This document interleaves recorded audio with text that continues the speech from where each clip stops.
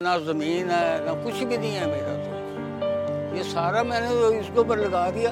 अब बच्चे कहते हैं वो हमारी शादी करनी तो कहाँ से करेंगे। मेरी 7 बेटियां हैं, अब उनको दहेज नहीं मैंने देना, उनको दहेज मैंने कहाँ से देना। मैं बच्चों से मैं बेचता होता हूँ, वो मैं कहता पढ़ो, कहते नहीं हमने नहीं पढ़ना, हमें रक्षा सिखाएं आप, रक्षे पर बैठाएं आप। मुझे तो जलील ख्वार कर दिया ये तालीम ने, बच्चों का जवाब देना पड़ता है। वो मुझे बेवकूफ़ कहते थे शुरू से ही, तो तुम जो भाई में थे। अच्छा। एक दफा उन्होंने मुझे खूब मार के घर से निकाल दिया।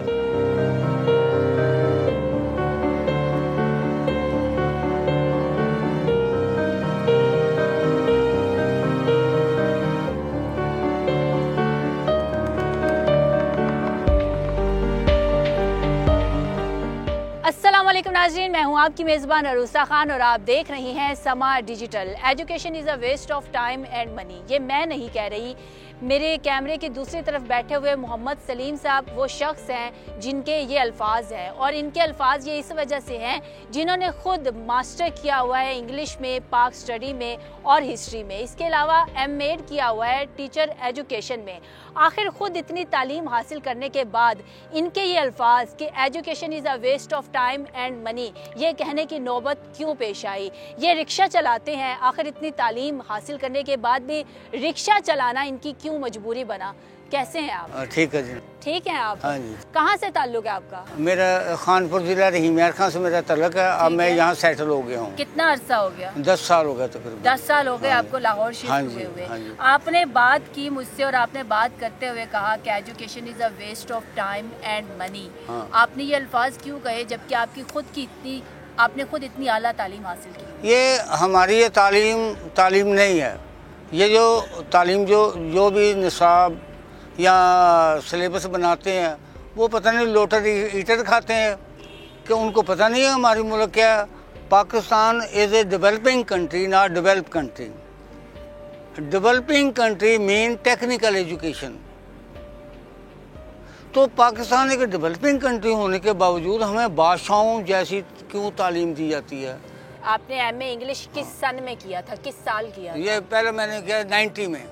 एम.ए. इंग्लिश किया 1990 में।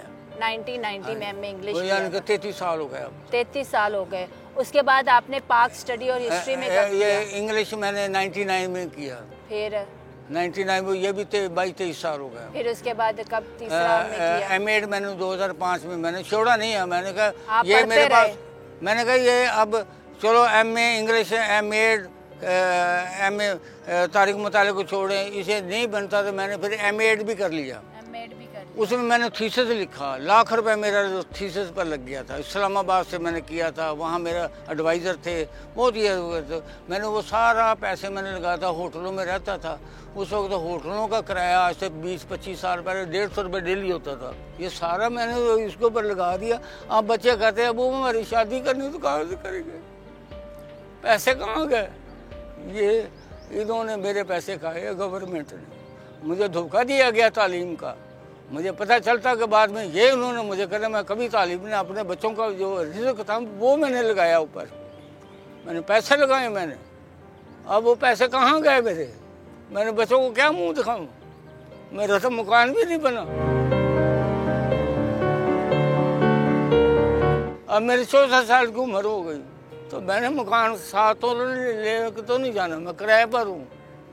तो इन्होंने क्यों ऐसा किया, क्यों मुझे ऐसी तालीम दी, क्या हो गया। मैं बच्चों से मैं बेचता होता हूँ, वो मैं कहता पढ़ो, कहते नहीं हमने नहीं पढ़ना, हमें रक्षा सिखाएं आप, रक्षे पर बैठाएं आप किस चीज़ की बात करते हैं।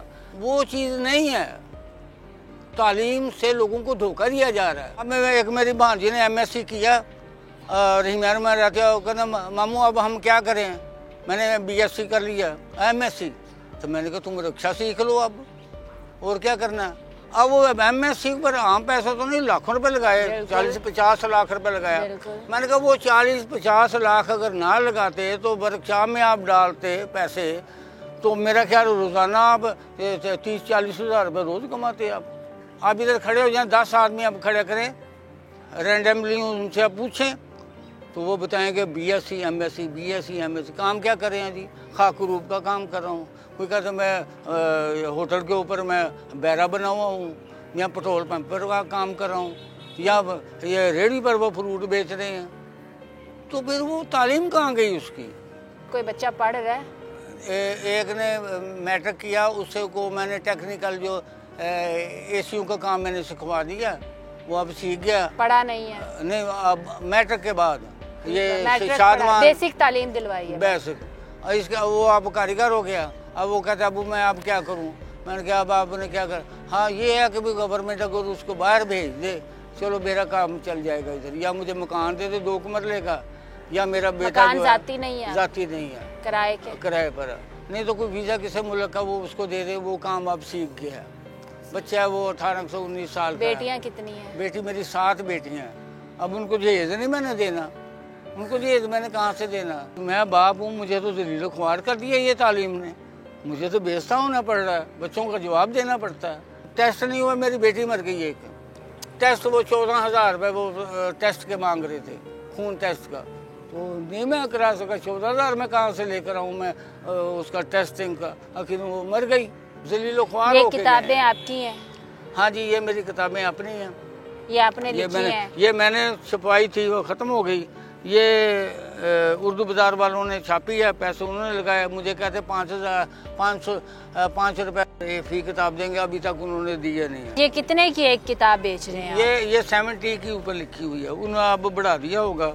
तो अब ये उन्होंने किया हुआ, ये 70 रुपए की, 160 रुपए। हाँ, ये अब उन्होंने अब मुझे खरीद के लानी पड़ती है, मुझे पैसे दे देता वो। तो वो जब बेचते हैं तो वो आपको पैसे नहीं देते? नहीं देते मुझे। क्यों? वो कहते बिकती नहीं है। अब एक स्टूडेंट मेरे पास पढ़ता था, वो लैंग्वेज करता था, मैंने कहा फलां जगह से ले आओ। अब वो वहाँ बैठा था तो वो दुकानदार नहीं था, अब वो बोरे भरे हुए थे। वो साथ वाले ने पूछा ये क्या, ये किताबें हैं जी, कश्मीर जा रही हैं जी। वो उसने मुझे बताया आपकी तो किताबें जा रही हैं, मुझे वो झूठ बोलते थे। बात यह है कि मुझे हर जगह धोखा दिया जा रहा है। सबसे बड़ा जो है हमारी गवर्नमेंट धोखाबाज है, वो हमारी अवाम के देनदार है क़यामत के दिन। ये हमारी कौम को कहाँ ले गए हैं? दुनिया जितनी भी तरक्की कर गई है वो सारे टेक्निकल है, तो हमारा मुल्क टेक्निकल क्यों नहीं है? जिंदगी में क्या बनना चाहते थे आखिर? इतनी आला तालीम आपने हासिल की, कुछ ना कुछ सोच कर ही तालीम हासिल की ना कि मैं बनना ये चाहते थे। जब मैं निकला था तो मैं वकील बनने के लिए निकला था। अच्छा। तो जब मैं वकील, तो इंग्लिश मुझे नहीं आती थी। अच्छा। इंग्लिश का बड़ा प्रॉब्लम था। ठीक है। तो इंग्लिश में मेरे FA में यानी कि ग्रेस मार्क है, FA में ग्रेस मार्क थे, तो मैंने फिर हाथ धोकर इसके पीछे लग गया। किसी यूनिवर्सिटी में अप्लाई किया? क्या अप्लाई मैं करता था मैं, फिर वही बात आ गई ना। अब देखो ना, ये मेरा जो फॉर्मेट जो है वो अच्छा नहीं है, तो अच्छा कैसे होगा? जब मैंने रिक्शा चलाना है तो मैंने कौन सा वो पैंट शर्टें भी पहन कर मैं बैठता था, ख़राब हो जाती थी। आपकी फैमिली में आपके अलावा आपके भाई बहन कोई और भी पढ़ा था? सिर्फ आप पढ़े थे? वो मुझे बेवकूफ़ कहते थे शुरू से ही, तो तुम भाई में थे। अच्छा। एक दफा उन्होंने मुझे खूब मार के घर से निकाल दिया था कि तुम क्यों पढ़ रहे हो? क्यों पढ़ रहे हो? मैंने कहा मैं अपनी तरफ से मैं पढ़ रहा हूँ, तुम्हें क्या इसमें? उन्होंने कहा अब वहाँ मुझे शर्मिंदगी होती है उनकी तरफ जाते हुए। इतना पढ़ने के बाद अब फैमिली को फेस करते हैं तो ये शर्मिंदगी होती है कि मैंने इतना क्यों पढ़ा? मुझे तो वो कहते अब हम गलत कहते थे आपको। अब वो अपने घरों में बैठे हुए हैं, उनके अपने घर हैं, एक भाई है उसका अपना घर भी है और भी प्लाट लिए हुए हैं, अनपढ़। आखिर में प्रॉपर इंग्लिश में क्या पैगाम देना चाहेंगे हुकूमत को, कि हुकूमत को आप जैसे लोगों के लिए क्या इकदाम करने चाहिए? The education of Pakistan should be given technically, not verbally.